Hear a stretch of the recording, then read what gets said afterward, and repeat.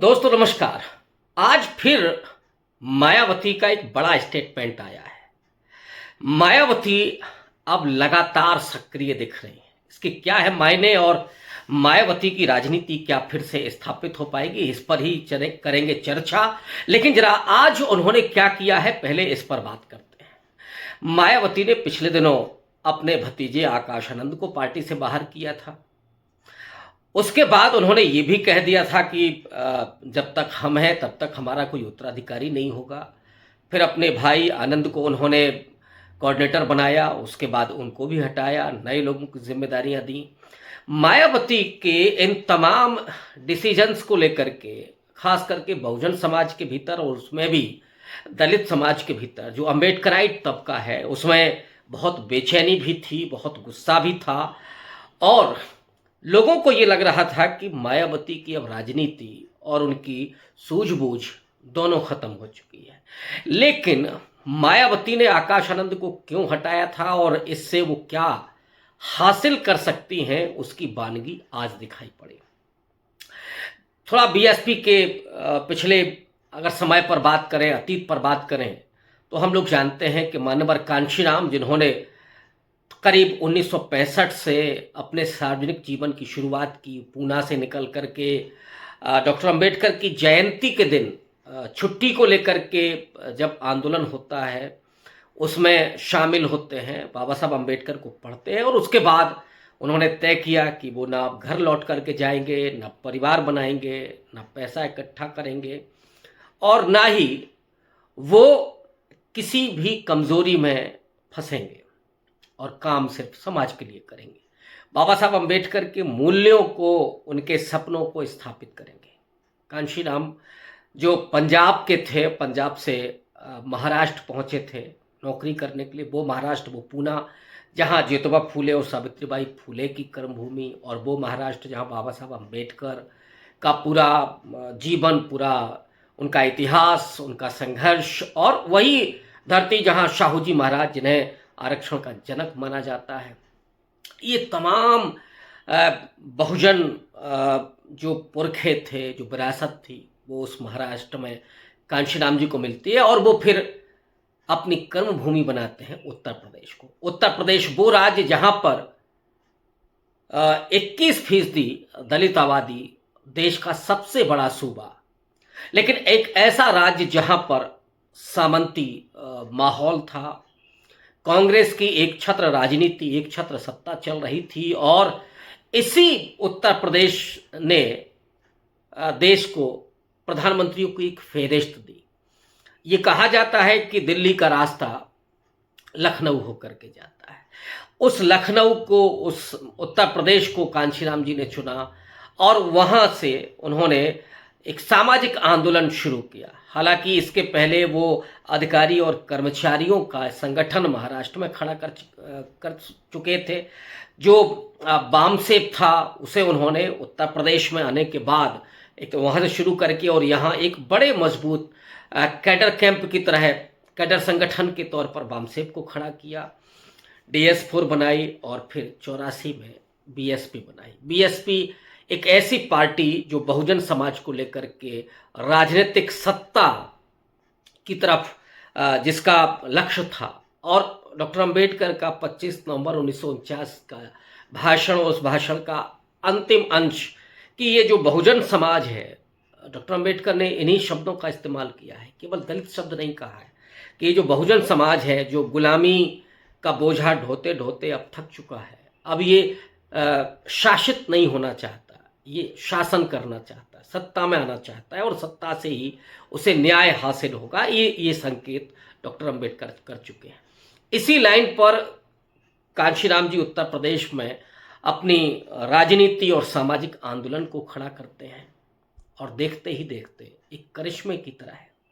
करिश्मा इसलिए कि उस समाज को वो एड्रेस कर रहे थे, उस समाज के बीच में काम कर रहे थे, उस समाज को खड़ा कर रहे थे जो सदियों से, जिसका मनोबल टूटा हुआ था, जो निहत्ता था, जिसके भीतर शिक्षा, जिसके भीतर संपत्ति, जिसके पास इच्छा शक्ति, इन तीनों की कमी थी। जो अगर कर्पूरी ठाकुर के शब्दों में कहूँ तो मनहीन, तनहीन और धनहीन तीनों ही था।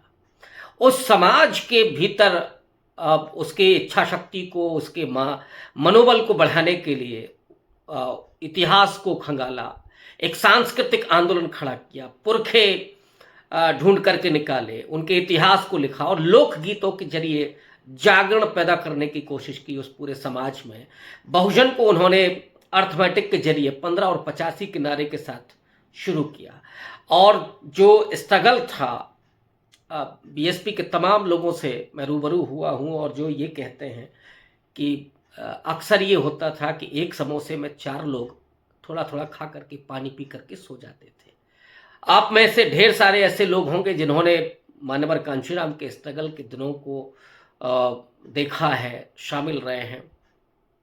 भूजा खा करके सो जाना और सुबह उठ करके उस भोर की तलाश में कि जो कब इन दलित, वंचित, कमज़ोर, पिछड़े, अशिक्षित लोगों के भीतर वो डॉक्टर अंबेडकर द्वारा दिए गए संविधान, उनके अधिकारों और मताधिकार की ताकत का एहसास कराएंगे। वो करते करते 10 पैसा, 20 पैसा लोगों ने चंदा दिया।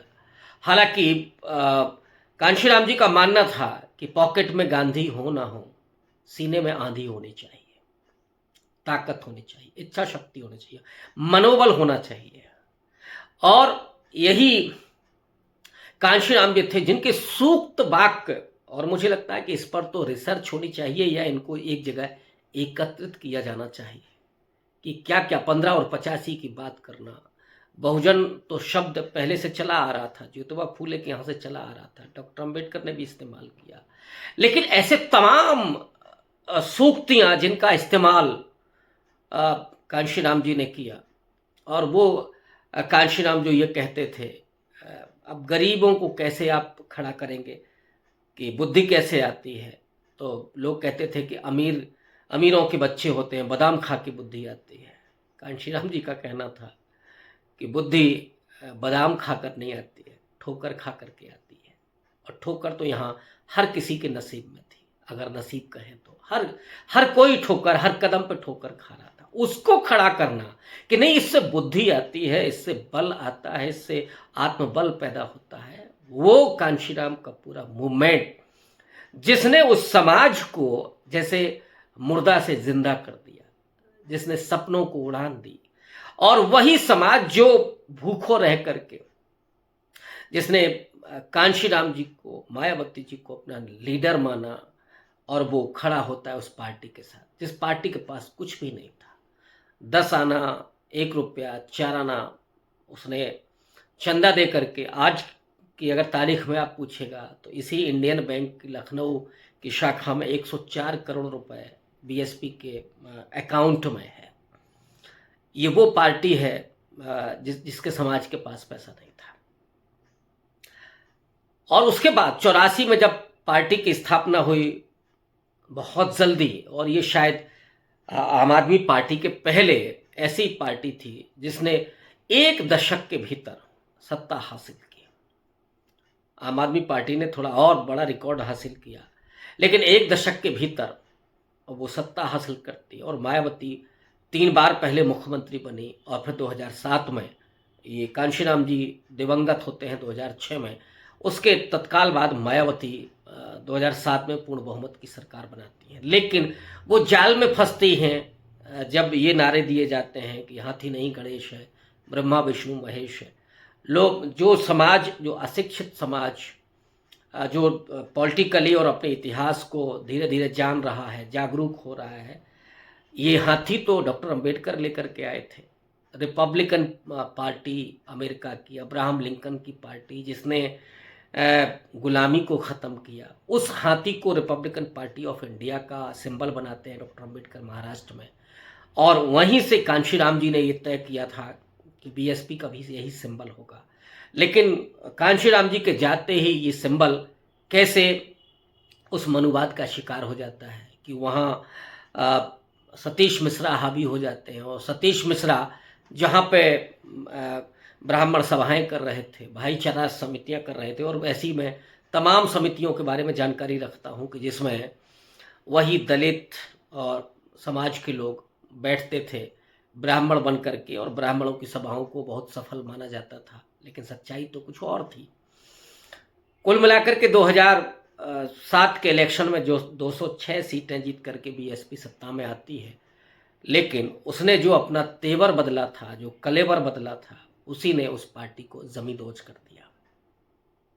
जितने करप्शन के आरोप लगे पार्टी पर, वो ज़्यादातर वहीं से निकल करके आ रहे थे। 3-3 कैबिनेट मंत्री पहले ही शपथ ग्रहण समारोह में, और फिर उसके बाद उस पार्टी पर ब्राह्मणों का जिस तरह से बोलबाला हुआ, उसने पूरी मायावती की, कांशीराम जी की उस पूरी कमाई को ख़त्म कर दिया। पूरा इज्जत का एक तरह से फालूदा बना दिया। लोगों का विश्वास धीरे धीरे दरकने लगा, लोग आलोचना करना शुरू कर दिए। पार्टी के जो बीएसपी कैडर के लोग थे, वो धीरे धीरे पार्टी से बाहर जाने लगे या निकाल दिए गए, और कुल मिलाकर के मायावती की छवि धीरे धीरे कमज़ोर होने लगी। नरेंद्र मोदी की जब सत्ता आती है, उसके बाद तो मायावती ने साइलेंट रहना बेहतर समझा। उनकी जो आखिरी स्पीच थी, जो रोहित वेमुला के आत्महत्या के बाद उन्होंने दी थी, वो स्मृति ईरानी ने जिस तरह से मायावती पर अटैक किया था, पहली बार था और आखिरी बार था। स्मृति ईरानी को जो हिम्मत मिली थी, ऑब्वियस है कि वो आरएसएस की हिम्मत थी, वो नरेंद्र मोदी की हिम्मत थी। मायावती अगर उस दिन चढ़ गई होते तो ये समाज भी खड़ा हो जाता, लेकिन वो खामोश नहीं, और खामोश रह करके उन्होंने फिर जो भी उनको धमकी मिली हो या जो भी हुआ हो, वो निरंतर खामोश बनी रही। तब भी जब दलितों पर अत्याचार बढ़ते हैं, फिर भी खामोशी हो रही रही, और इस बीच में वो तमाम लोगों को पार्टी से निकाल चुकी थी। ये तो अतीत है। अब जब उनके पास सिर्फ एक विधायक है, वो भी अपने बलबूते, लोकसभा और राज्यसभा में कोई सीट नहीं है, वो बीएसपी जो 30% तक पहुंच चुकी थी वोट बैंक में, वो 10 के नीचे आ गई, 9 पॉइंट समथिंग उसके पास वोट बचा। वो पार्टी और उसकी आयरन लेडी, जो बाबा साहब अम्बेडकर के विचारों पर चलने वाली पार्टी थी, वो आज फिर से मायावती उन मूल्यों पर जा रही हैं जो कांशीराम का दिखाया हुआ रास्ता था। आज ओबीसी की मीटिंग उन्होंने की, और दलितों, ओबीसी के साथ गांव गांव जाने के आह्वान किया उन्होंने, पार्टी के पदाधिकारियों को बुलाया था, उनको जो संबोधित किया है, और पार्टी पर जो आरोप लगते रहे हैं, जो कमजोरी रही है, और मैं उन लोगों में से हूं जो मायावती के नेतृत्व को पसंद भी करता हूं, लेकिन जो आलोचना है उस आलोचना होनी चाहिए। अगर आप पत्रकारिता करते हैं और सच नहीं कहते हैं, तो ये आपके पत्रकार होने या आपके राजनीतिक विश्लेषक होने का कोई मायने नहीं है। मायावती पर यह भी इल्ज़ाम रहा कि उन्होंने पैसे लेकर के टिकट दिए, और मिलने के लिए भी वो पैसा लेती थी। ये आरोप ऐसे थे जिसने उस समाज में उनकी छवि को बहुत दूषित किया। इससे उनका विश्वास लगातार दरकता गया। आज अगर वो कांशीराम जी के पैटर्न पर, कांशीराम जी के रास्ते पर लौट रही हैं, तो उनके सामने कई चुनौतियां भी हैं। पहली चुनौती तो कि कैसे वो अपना विश्वास बहाल करेंगी अपने समाज का, उस 85 समाज का, खास करके मुस्लिम एट्रोसिटीज़ पर जब वो नहीं बोलती रही हैं। हालांकि उन्होंने टिकट बहुत ज़्यादा दिए, जिस पर भी आरोप लगे कि ये कहीं ना कहीं वोट बंटवारे की राजनीति का हिस्सा है, और बीजेपी के चंगुल में है, और बीजेपी जैसा उनको कह रही है वैसा उन्होंने किया। अब अंदर खाने राजनीति क्या है मुझे नहीं मालूम, लेकिन उस छवि ने मायावती को कमज़ोर किया, बीएसपी को कमज़ोर किया, और मुस्लिम मुद्दों पर खामोश रहना इसने और कमज़ोर किया। आज वो भाईचारा कमेटियां बहाल कर रही हैं, लेकिन चुनौती ये है कि अगर उन्होंने फिर से उस अपर कास्ट की तरफ देखा, ब्राह्मण भाईचारा उन्होंने कमेटियां की, तो बीएसपी का विश्वास बहाल नहीं हो सकता। अगर आप हाथी नहीं गणेश है, ब्रह्मा विष्णु महेश है कहते हैं, तो भी ये विश्वास बहाल नहीं हो सकता, क्योंकि वो समाज बहुत चोट खा चुका है।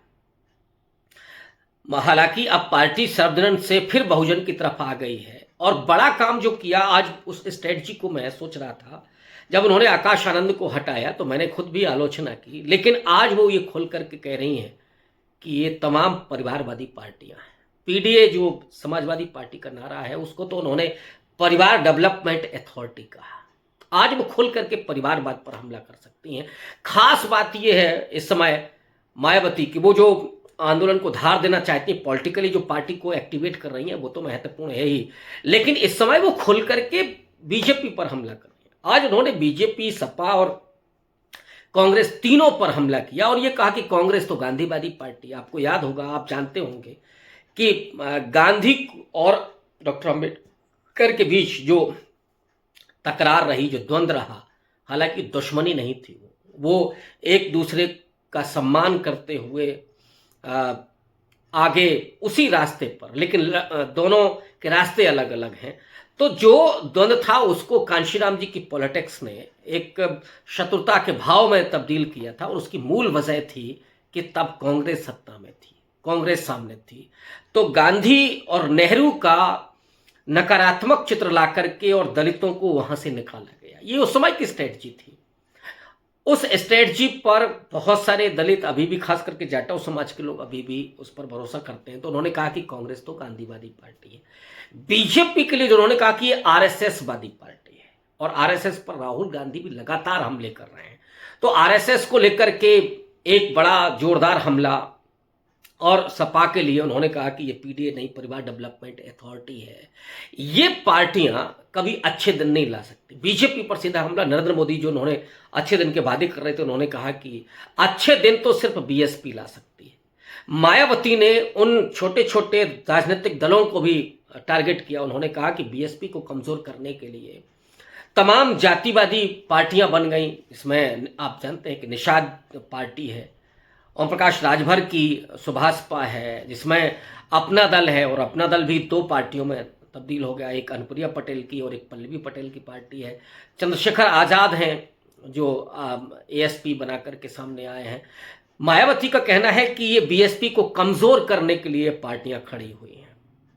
ऑब्वियस है कि जब नई पार्टियां आती हैं तो किसी को कमज़ोर करती हैं, और अधिकांश इसमें से लोग बीएसपी से निकल करके गए। एक सवाल ये भी है कि बीएसपी से क्यों निकले, ये सवाल तो बीएसपी की लीडरशिप पर भी बनता है। लेकिन ये उनका जो कहना, तो वो कहीं ना कहीं अब आप फिर से बीएसपी को संभालने की कोशिश कर रही हैं। और जो महत्वपूर्ण है, उन्होंने ओबीसी के बारे में बात की कि जो ओबीसी है, उस ओबीसी के लिए बीएसपी ने क्या किया। आपको याद होगा कि कांशीराम जी वोट क्लब पर जो नारा दिया था कि मंडल कमीशन की सिफारिशें लागू करो वरना गद्दी खाली करो। बीपी सिंह पर बड़ा दबाव डाला था। कांशीराम की बड़ी मेहनत थी उसके पीछे, और उसमें बहुत सारे लोगों की थी, शरद यादव की भी थी, उसमें रामविलास पासवान की भी थी, किसी को भी आप खारिज नहीं कर सकते। लेकिन बीएसपी ने एक बड़ा आंदोलन खड़ा किया था, या उस आंदोलन में शरीक हुई थी। तो मायावती ने उसका श्रेय लेते हुए कहा कि उन्होंने किया था। 27% आरक्षण दिलाने का काम बीएसपी ने किया। और जो महत्वपूर्ण बात कही मायावती ने कि उनके पुरखों को, उनके गुरुओं को, उनके महापुरुषों को पूरा सम्मान दिया।